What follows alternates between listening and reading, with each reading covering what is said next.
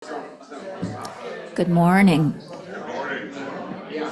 Welcome in.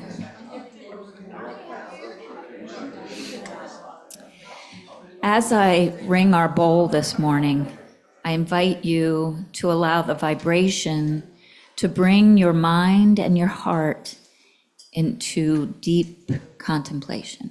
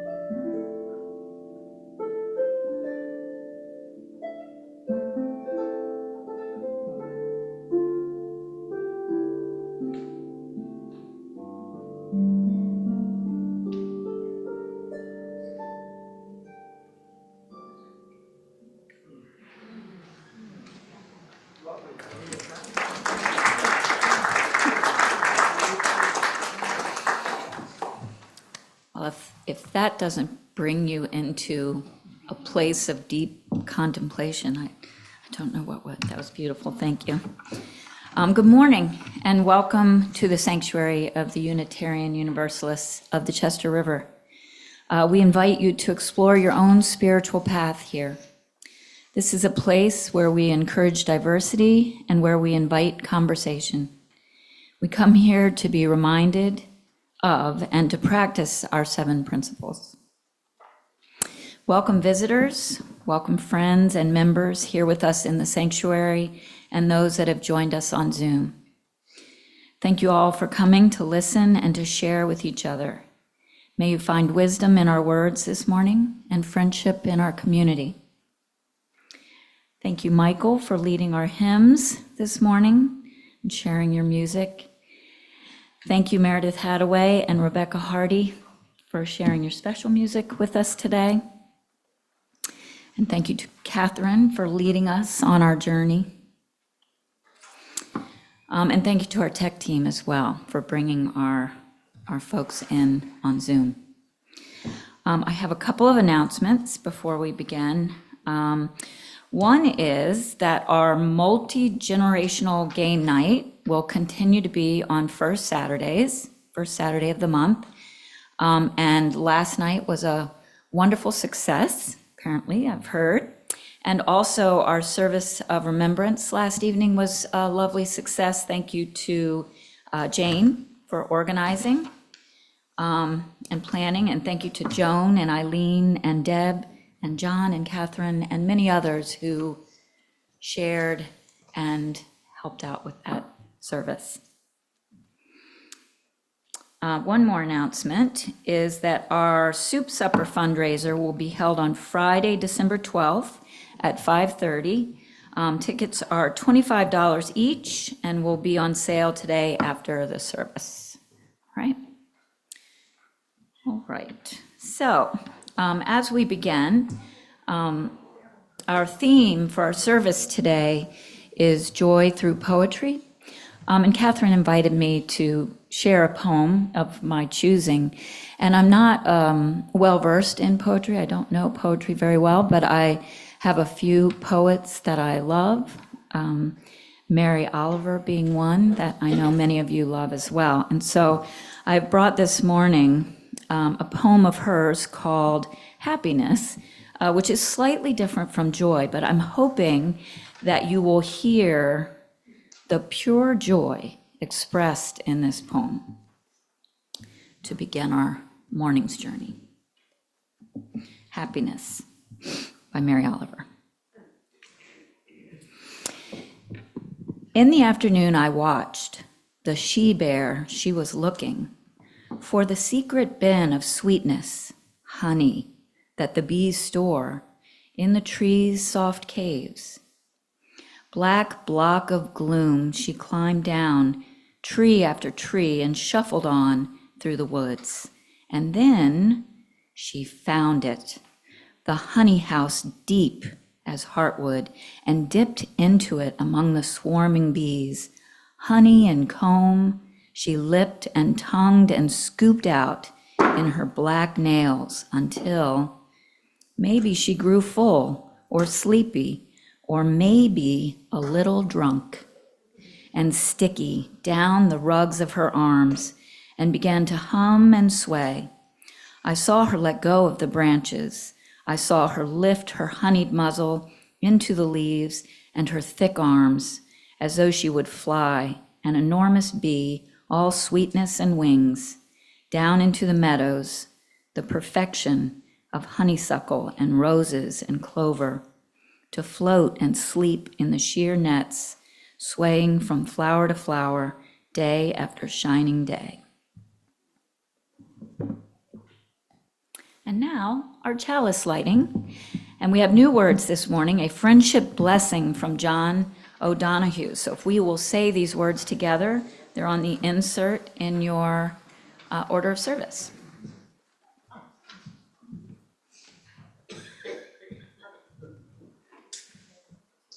May you be blessed with good friends.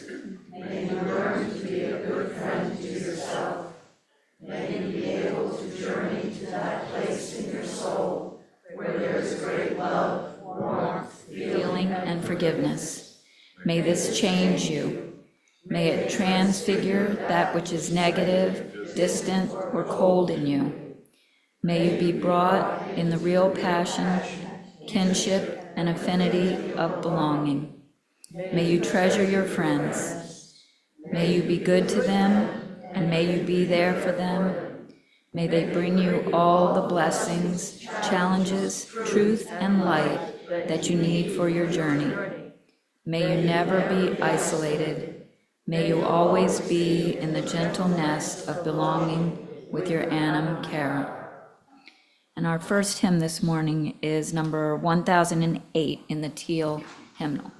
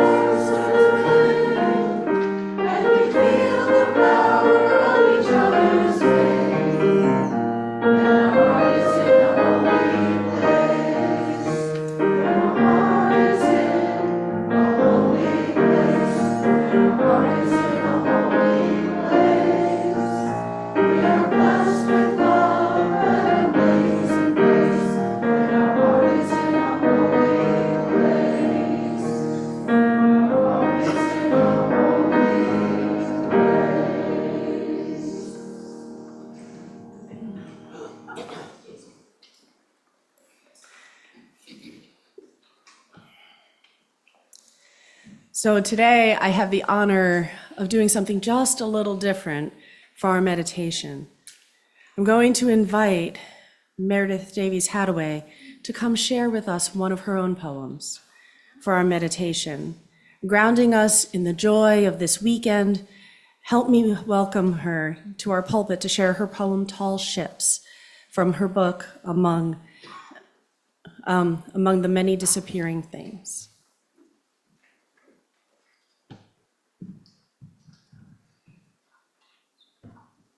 Thank you so much. It's really such a pleasure and privilege to be here today. I took the spirit of reflection kind of literally, because one of my favorite things about downrigging is when they light the tall ships and seeing them in both the sky and the water at the same time. So that was the impetus for this poem. And I think when I meditate on joy, I like to think about the fact that beauty and joy seem to be related. I find them in poetry, and especially poetry that acknowledges that, there are things that we deal with that are not beauty and joy, but somehow beauty and joy endures. So that's what I offer for a meditation with this poem, Tall Ships. They glide into our small waterfront, behemoths from another era, rigging lit to glitter in both sky and water, maritime cathedrals, masts and sails for buttresses, floating out of time and place as only beauty can. Sure, our past is troubled, and the future is unclear. But the stars that blink beyond these wavering pennants, long extinguished, across enormous distances, their light still reaches us. Thank you.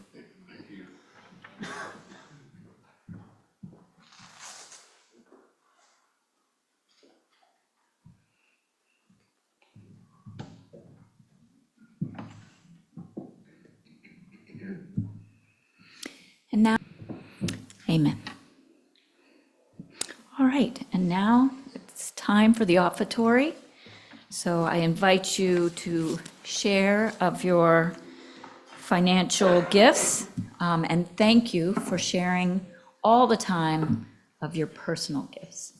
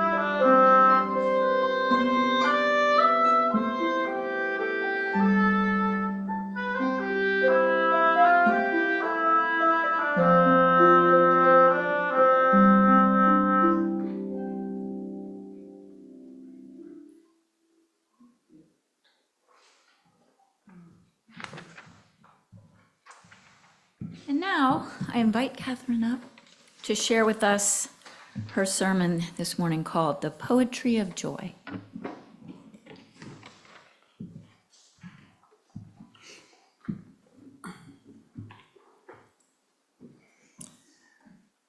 Friends, we have already had so many beautiful offerings today. And in the reflections announcement for this service, I invited you to bring your favorite poem. So afterwards, I will be in the library if anyone did and wants to share one with myself and anyone else who wishes to hear. Being together in our sanctuary and in small groups is a joy. And it is in this beautiful way that we build deep relational community. Poetry is to communicate the essence of an experience or an emotion through language and specific arrangement.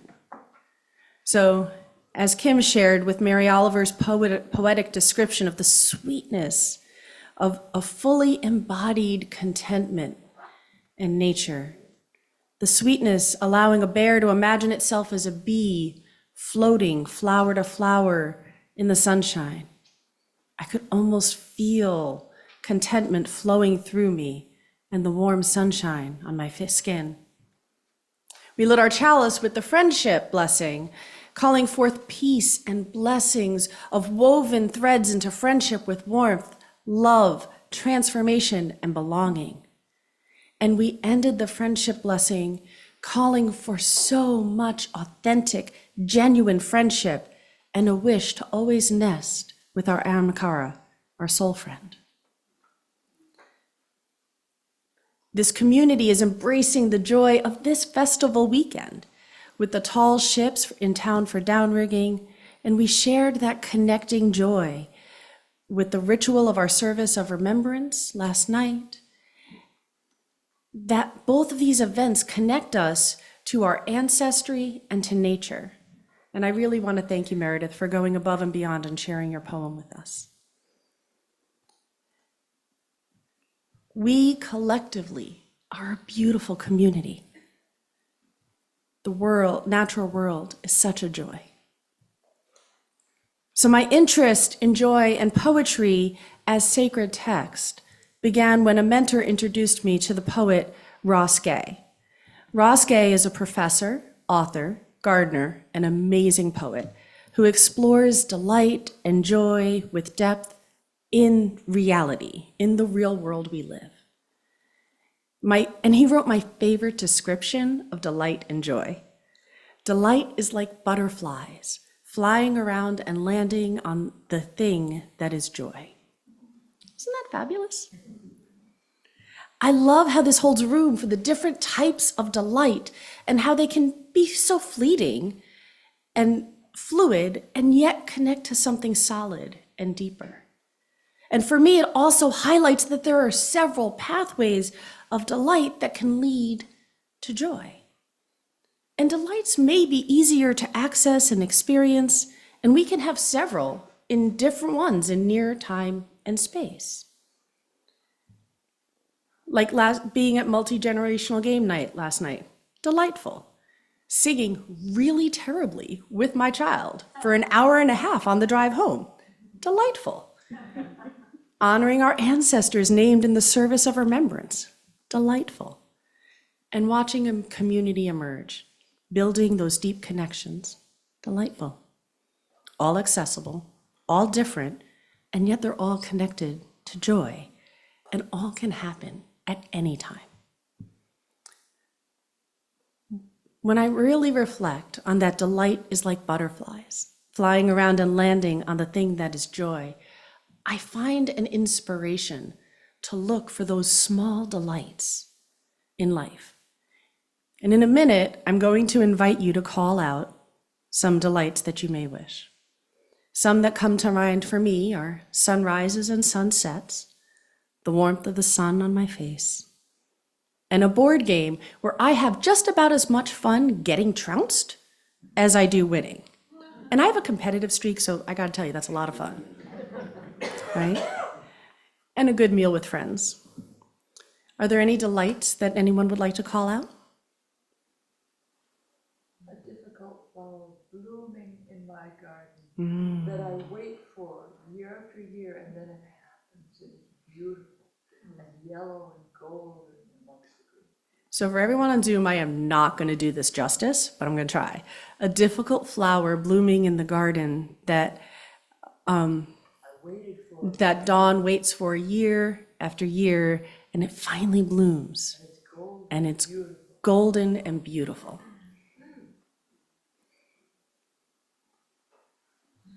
The moment under sail, when the engine goes off and the water is making its gentle gurgles past and the boat takes that heel and it just moves silently forward across the water.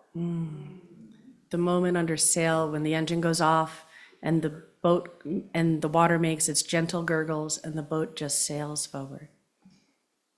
The warm softness of my dog when he cuddles up next to me when I'm reading.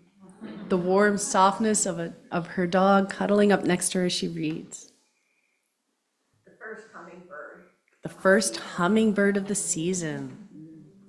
Seeing all the fall colors for the first time in 22 years. Seeing all the fall colors for the first time in 22 years. Let's hear it for 4 seasons, right? Carving pumpkins with friends and then lighting them up on the porch and just finding so much humor in the whole thing. It's so fun.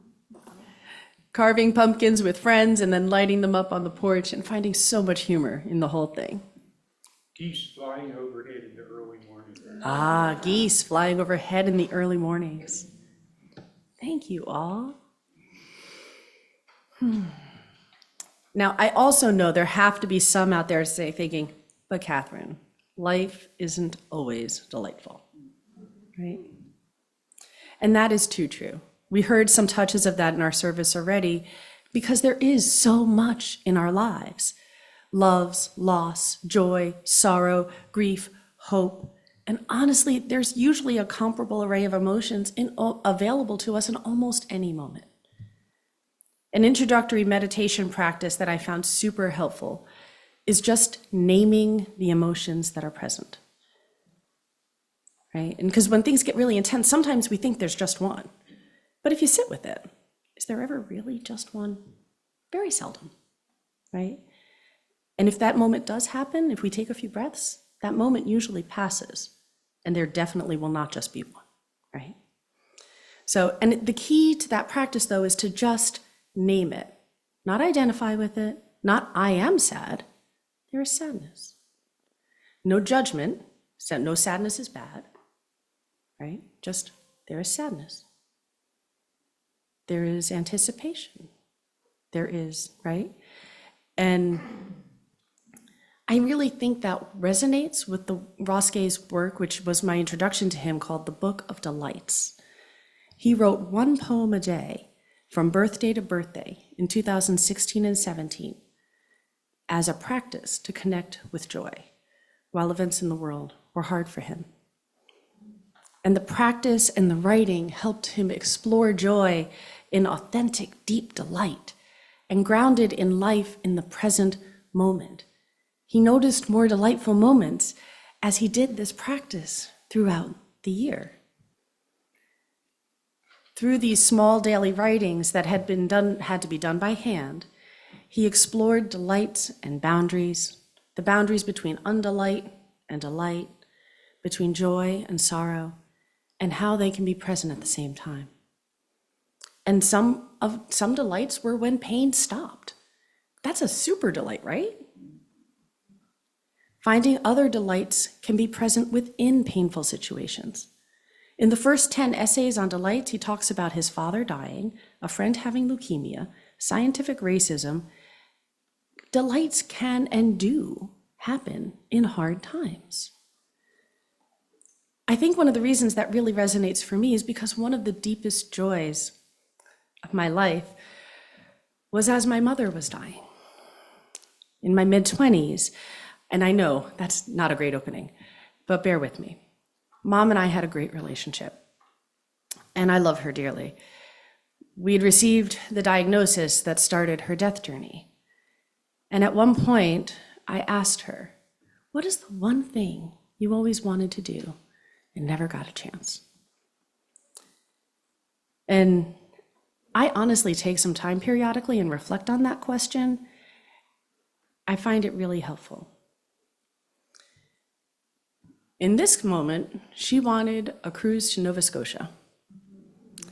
Now, I'd been saving for something specific, and so I was very fortunate to be able to buy tickets for the very first cruise of the next season. And that was both the next one available and some time away. The condition worsened, and the doctor advised that we seek a refund since she wouldn't be able to go on the cruise. It was delightful to be able to give her those tickets. It was delightful to give them to Mom. And then it was delightful to have her look me in the eye after that appointment and say, "Don't you dare turn in those tickets. I'm going on that cruise." And she did. Going on that trip with her as part of her dying journey was delightful in a million small ways. Standing on the bow and stern and seeing the sea spray at night, enjoying amazing meals together, holding her hand. There were a lot of limitations and accommodations, to be sure, and it was a joy beyond measure that I got to share that time and experience with her. As she wrote the story of the closing chapter of her life. And now today, I can tell that story in so many different ways. There is a lot there. There was then, and there is now. There is joy and grief. There is sorrow and relief. There is regret and hope. And there are so many feelings that I could thread through those experiences and stories. That is a lot. And the poetry of joy teaches me to engage in deep meaning making with the most joy possible. The whole story is there. And focusing on the joy and those connections and her smile and the excitement of coming into port and watching my parents dance, I hold those moments a little closer. Still authentic, still true, and more joyful. And for me, the poetry of joy teaches me to do that work of grieving with grace and comfort. And this practice of deep meaning making makes it feels really important right now. Last year, I preached a thread throughout the entire year from the Book of Joy. I was always referencing the Dalai Lama and Archbishop Desmond Tutu for their wisdom in that work. And this year, my pervading thread has been from Tim Snyder, embracing the ethic of responsibility, that nothing is inevitable and nothing is eternal. We are responsible for the stories we tell. We are responsible for where we put our attention and how we choose to live. The poetry of joy can train our minds to find those delightful moments and notice them, embrace them, and let them land on joy. And I think it's essential for building and telling our vision of the society as it can be.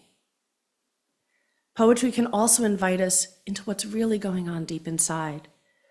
The former poet laureate, Anna Limon, offered her process of writing poem drafts for when poems won't come. She has a routine to prepare her mind to create, rest, exercise, and time with nature, and usually poems flow. But if they don't, sometimes she lets it be and goes and does the other things that need to happen. And sometimes it just isn't a poetry day, right? We've all had that day. We're supposed to do something and we thought so, but that's not today. I think that's important to recognize that moment and give ourselves that grace. And sometimes that can be hard to do, right? Other times there is a poem and the creativity is there and she's having difficulty connecting to it. And in those moments, she focuses on something around her and describes it in exquisite detail and then asks, why did I choose that thing? When you look around, there's millions of things you could choose to focus your attention on. So why did I choose that thing? And that question opens the door to what's going on inside. I chose the budding of the tree for the potential of new life and the deep roots to sustain it. And then she could connect with the poem to be written that day.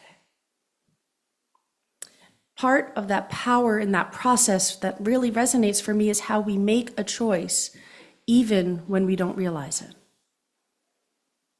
And that tells us something. I've talked before about the polycrisis of environmental destruction, rising autocracy, technological revolution, the affordability crisis, and more. It is all vital that we as a community practice joy, deep spiritual joy, and curiosity about joy. Because joy is fundamental to resisting all forms of oppression, and it connects us to life. It leads us to what we are for our values and the vision in the world as it can be. In other words, with joy. Authentic, powerful joy in alignment with our spirit and wisdom resonates with a revolution of the heart. As Toni Cade Bambara quoted, as a cultural worker who belongs to any oppressed people, my job is to make that revolution irresistible. And in that spirit of Toni Cade Bambara, I invite us to rise in body or spirit and sing in hymn 1024, When the Spirit Says Do.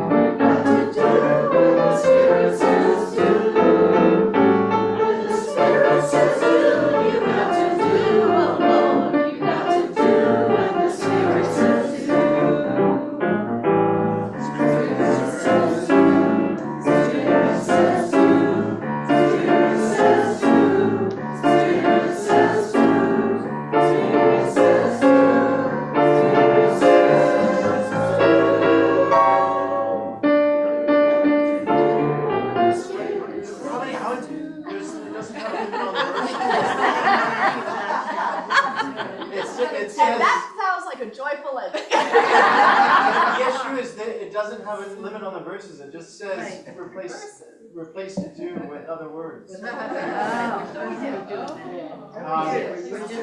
good. Should we just do one more? Let's, how about laugh? Sing. How about Sure. Oh, sing.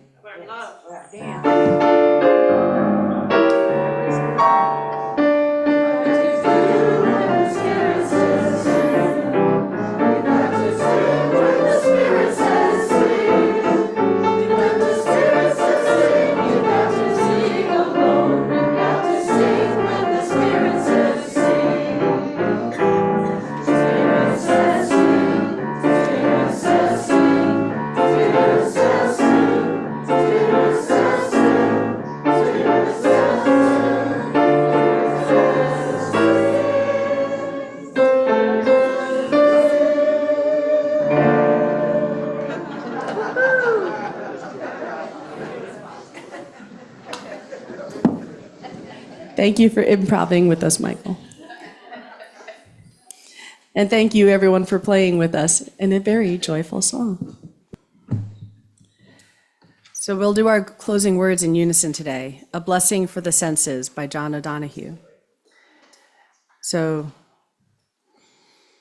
may your body be blessed. May you realize that your body is a faithful and beautiful friend of your soul. And may you be peaceful and joyful in recognizing your senses are sacred thresholds.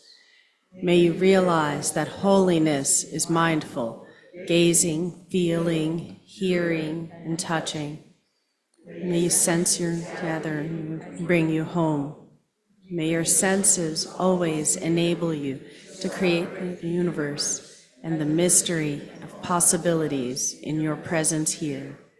May the arrows of the earth bless you. And now Kim will extinguish our chalice.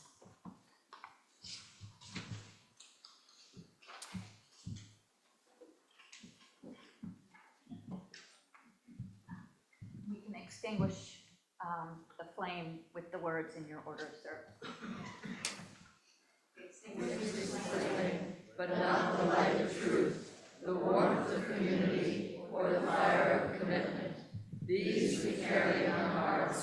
Until we meet again.